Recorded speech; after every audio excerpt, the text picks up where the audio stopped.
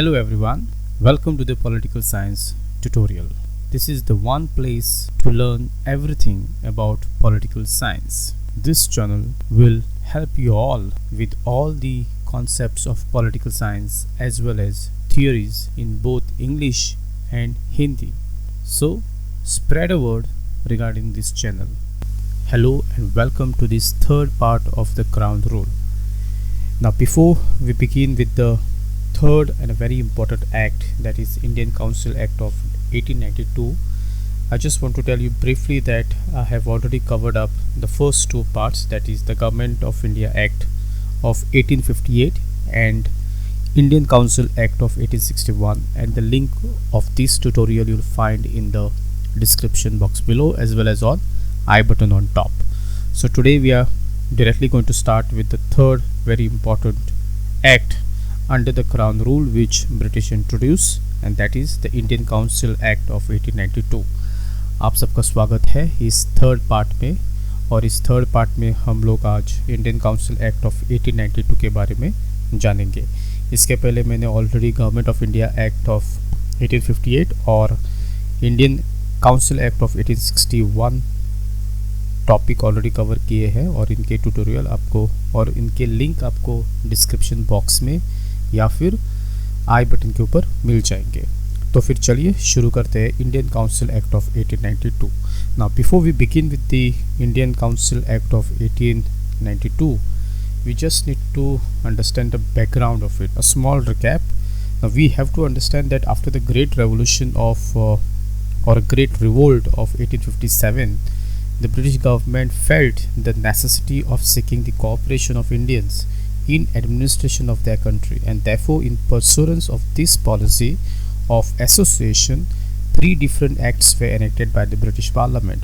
One was 1861, which we already have spoken about in my last tutorial, then 1892, which we are going to talk about now, and 1909. So this is the background of Indian Council Act which the Britishers introduced. So let us begin directly with the Indian Council Act of 1892. Now there are three most important features of this act which Britishers introduced.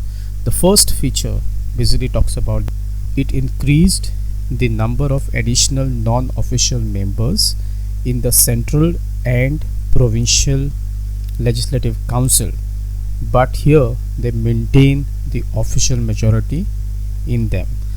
Now very important point we need to understand here, that in 1892 Indian Council Act, they brought an amendment, and with this amendment they increased the number of non-official members both at central as well as at provincial legislative council.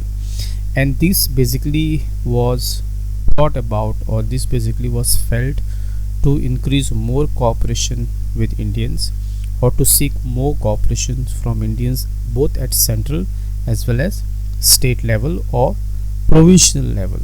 Now these increase in numbers were basically in non-official members.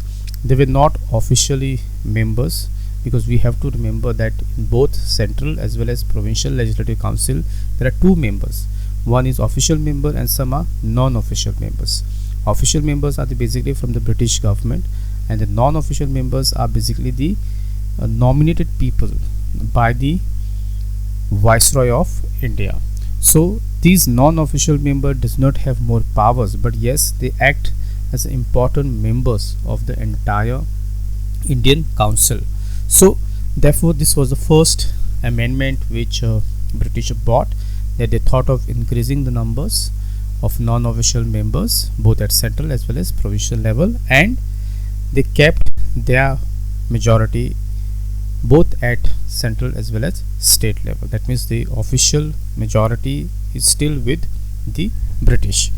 पहला जो सबसे important मुद्दा है यहाँ पर इस Indian council act of 1892 में, कि उन्होंने जो नंबर थे वो नंबर यहाँ पर बढ़ा दिए, और ये नंबर बेसिकली उन्होंने नॉन ऑफिशियल जो मेंबर्स थे central as well as provincial legislative council की, ये नंबर उन्होंने बढ़ाए। लेकिन इस नंबर बढ़ाने के साथ साथ उन्होंने उनकी जो ऑफिशियल मेजॉरिटी थी वो कायम रख दी, वो बरकरार रख दी। नाउ हमें यहाँ पर एक बात फिर से समझनी है कि जो इंडियन काउंसिल जो बनी with the introduction of first act that is 1861, तो उसमें दो तरह के मेंबर थे, एक थे ऑफिशियल मेंबर और एक थे non official members. Official members वे directly appointed by the British government and they belong to British parliament और ब्रिटिश एडमिनिस्ट्रेशन. जो नॉन ऑफिशियल मेंबर्स थे वो बेसिकली नॉमिनेटेड मेंबर्स थे, और ये nominated members viceroy of India ने नॉमिनेट किए थे, और उनकी जो संख्या थी, उनका जो स्ट्रेंथ थी या फिर उनके जो नंबर्स थे वो बहुत कम थे, both at central as well as provisional legislative council. And the reason for this introduction of non-official members was basically to seek cooperation of Indians in the administration of India. Basically इसका जो main point था ये था कि non official member introduce करने के बाद वो इंडियंस को इंडियन काउंसिल एक्ट में अपना रोल प्ले करने के लिए उनको एक ऑप्शन देगी, और इससे भारतीयों का उनको समर्थन मिलेगा इंडिया को गवर्न करने के लिए. So this was the main idea.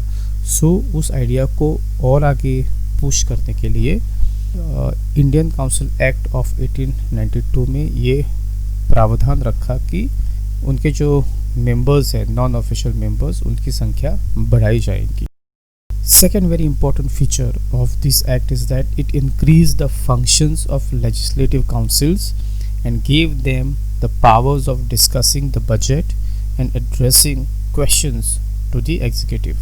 Now this is another very important milestone which British government introduced in India under the Indian Council Act of 1892. Now this is a very important second feature of Indian Council Act, that with this act they gave them some functions, and these functions are basically regarding the discussing the budget of the Indian councils as well as addressing certain questions to the executive with related to the functioning of legislative councils. Now this is very important part of this amendment, or you can say the feature of Indian Council Act of 1892. दूसरा जो महत्वपूर्ण point है, feature है Indian council act of 1892 का, कि इस feature के, इस एक्ट के अंतर्गत जो पावर्स थे लेजिस्लेटिव काउंसिल के वो और बढ़ा दिए, और इस पावर के अंतर्गत उनको अभी बजट के ऊपर डिस्कशन करने का भी अधिकार दे दिया.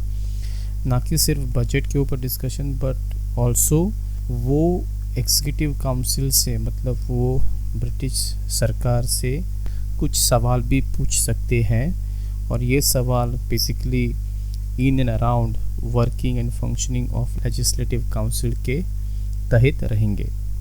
So this is the second most important feature of the Act of 1892.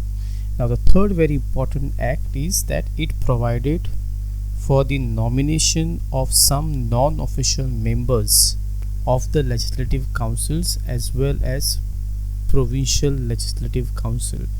Now under this act the viceroy can nominate in fact more non-official members at central legislative council as well as provincial legislative councils as and when the requirement is.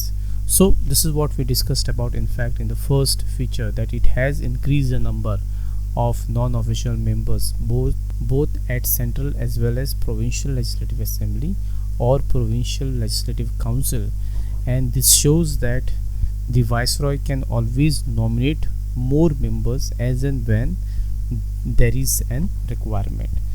और तीसरा जो बहुत महत्वपूर्ण point Indian council act of 1892 का ये है कि जो वाइसरॉय रहेंगे वो समय समय पर नॉन ऑफिशियल मेंबर्स जो रहते हैं सेंट्रल लेजिस्लेटिव काउंसिल और प्रोविंशियल लेजिस्लेटिव काउंसिल, वहाँ पर और मेंबर नॉमिनेट कर सकते हैं, और ये नॉमिनेशन पूरा रहेगा depends on the requirement. So to conclude the entire features of act of 1892, the act made a limited and indirect provision use of election.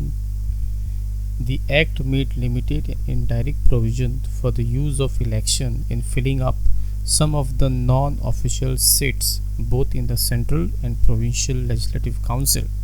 Although the word election was, however, not used in the act, in fact, the process was described as nomination made on the recommendation of certain bodies.